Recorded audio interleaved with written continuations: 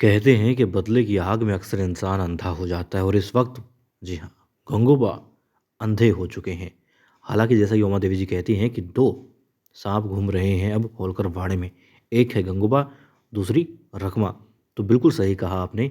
लेकिन यहाँ पर एक नाग तो भी सिर्फ तड़प रहा है, दूसरा अपना फन उठाकर डसने की तैयारी में निकल पड़ा है, यानी कि गंगूबा, जो कि बदला लेने के लिए डसना चाहता है देवी अहिल्या और मुक्ता की खुशियों को।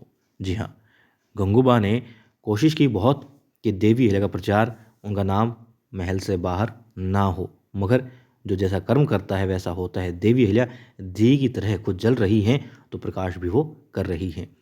कामयाब नहीं हुए तो उन्होंने रकमा की तरह ही अब जाल डाला मालेराव पर। हालांकि वो मालेराव का अहित नहीं चाहते, मगर वो कोई स्त्री आगे बढ़े ये भी नहीं देख पा रहे हैं, इसीलिए उसे भड़काने की कोशिश कर रहे थे। लेकिन पहली मर्तबा वो देवी अहिल्या के साथ हुआ है, सही के साथ हुआ है, इसलिए उसके अंदर भी एक आत्मविश्वास है।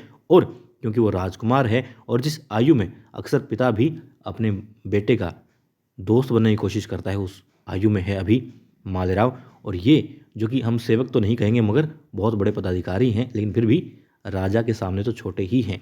राजकुमार के जो पद है उसके सामने छोटे हैं और इन्हें ऊंची आवाज़ में बात नहीं करनी चाहिए थी, मगर ये क्योंकि उस पर अपना एक अधिकार समझते हैं कि हाँ मेरे सामने बालक है, बच्चा ही समझते हैं, इसलिए गंगूबा थोड़ी भावनाओं में बह गए और कि मेरी सुनता भी है, इसी को भड़काया जा सकता है, इसलिए देवी अहिल्या के खिलाफ थोड़े प्रवचन देने चाहे, मगर उल्टी पड़ी गंगूबा पर। इसलिए अब गंगूबा क्योंकि सैनिकों के सामने तौहीन हो गई है, बेइज्जती हो गई है, बदला लेने ठानते हैं, बुला लेते हैं धर्मगुरु को। पहले भी बहुत बार बुलाया था, चाहे वो हमने देखी हो देवी लेकी सहेली की शादी को लेकर के, या फिर उसके बाद भी शिक्षा की बात भी आई, तब भी हर बार वो बुलाते आए हैं, मगर मुंह की खाते आए हैं। इस बार उन्होंने फिर से जाल डाला है, मगर धर्मगुरु अब समझे हुए हैं कि देवी को रोकना आसान नहीं है, इसलिए सिर्फ और सिर्फ जनता के हित में नहीं है ये बात वो कह करके रोकना चाहते हैं यशवंत और मुक्ता की शादी को। लेकिन यहाँ पर बदले की भावना ज़्यादा है, इस बदले की भावना से भी वो उबल रहे हैं, बौखलाए हुए हैं।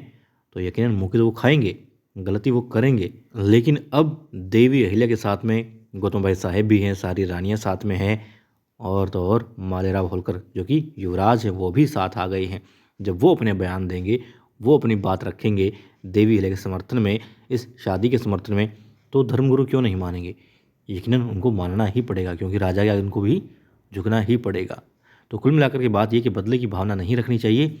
और यहाँ पर बेशक हमेशा सही करते आए हैं, आस्था रखते हैं, भक्ति रखते हैं गद्दी के प्रति गंगूबा, लेकिन इस बार वो गलत साबित हो गए हैं जनता की नज़रों में भी, प्रशासन की नज़रों में भी, और मालेराव जो उनकी हर बात सुनता था उनकी नज़रों में भी। इसलिए सदैव आप अच्छा कर पाएँ तो कीजिए, वरना बदले की भावना, दुर्भावना नहीं रखनी चाहिए।